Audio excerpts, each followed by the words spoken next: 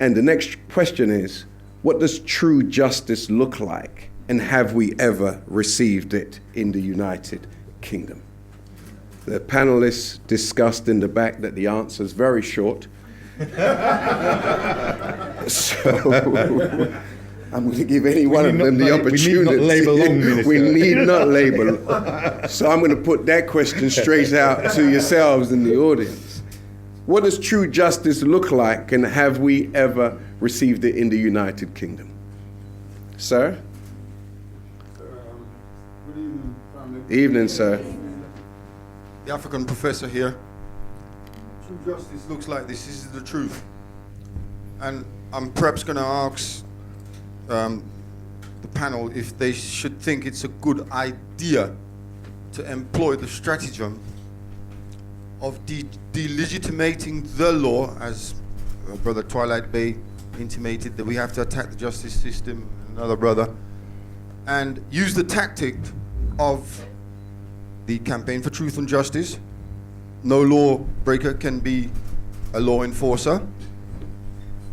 And secondly, to use the truth that the sovereign, the person in this country who actually gives royal assent, a law is not law until she signs it. She has broken her coronation oath. And that's deadly. That's like a death knell to the monarchy. And perhaps we should employ the tactic of attacking them, delegitimating the law, delegitimating the inquest on all of her statutes, every one of her statutes that she has signed into act are all null and void by virtue of her breach of her coronation oath. Now, that's the truth. If you want to believe the truth, pick it up. If you don't, walk over and then justice will stand afar off. Thank you, Do sir. you think it's a good idea to use that as a tactic?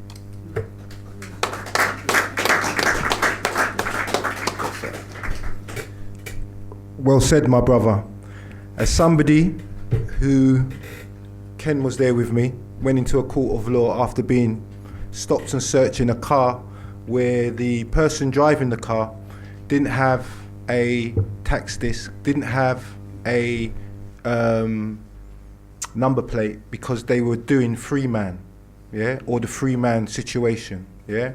When we got stopped and searched, it was explained to them that I was a passenger in the car and I was on crutches as well, and it was explained to them that they couldn't bother the passenger or they couldn't touch me. They made up some reason and drapes me out. I was on crutches, bear in mind, yeah, because I had bandages on my legs, flung me on the floor, didn't business. As much as I was protesting, people were gathering round and seeing what was going on, put some trumped up charges on me, and I ended up in Snaresbrook Crown Court.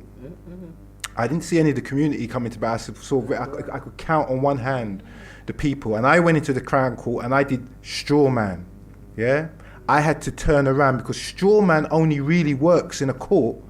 I'm not talking about straw man. Let me finish, brother. I'm going to answer your question. I'm going to answer. When you're talking about legitimizing the system, yeah. When you're talking about, yeah, moving outside of the Queen's statute law, okay. When you're talking about, okay, moving on that level, because you asked the panel, I'm somebody who has, and I will quite categorically tell the community, it only works if we move in numbers. That's and right. even if, That's right. even, let me finish, my brother. I know what I'm talking about because I've been through it, yeah?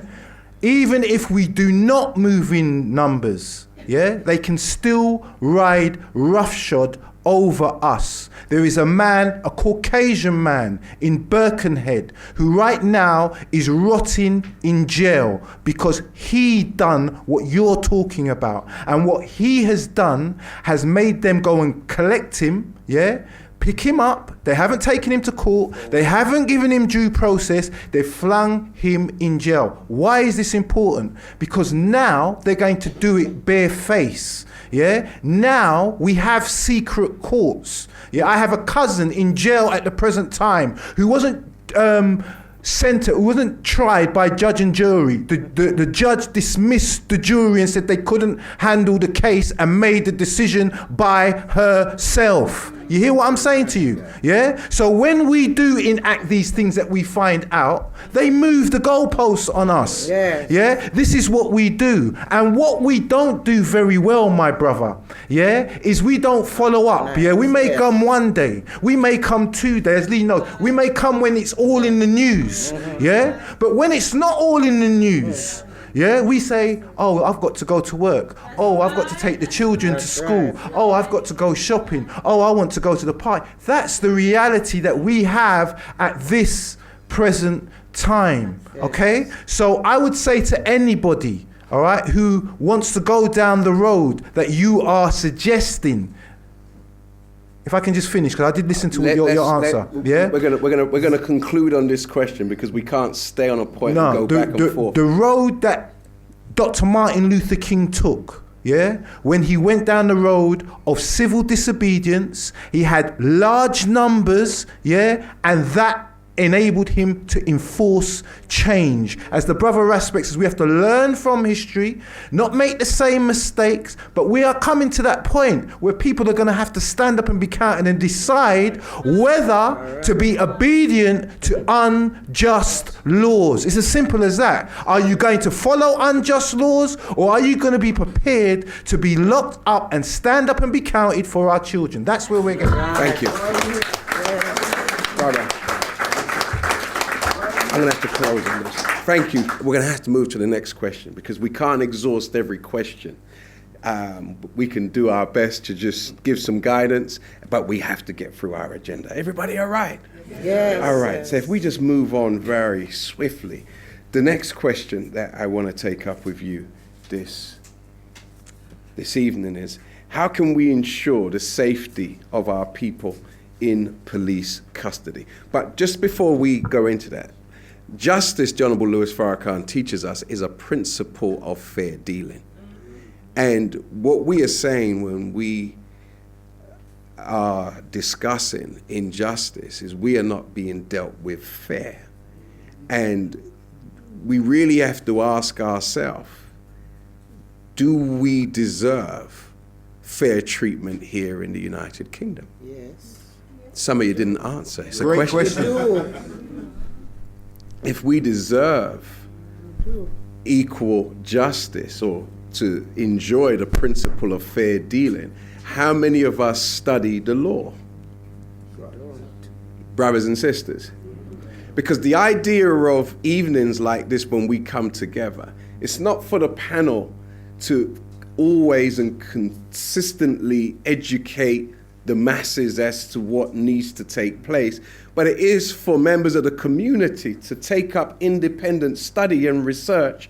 So when we do come to these kind of meetings, we enrich each other, and we stay on point until that point has been resolved. All right? Now, how can we ensure the safety of our people going to solutions in police custody? And I'm going to ask Brother Akala to address this question. Let's welcome Brother Akala.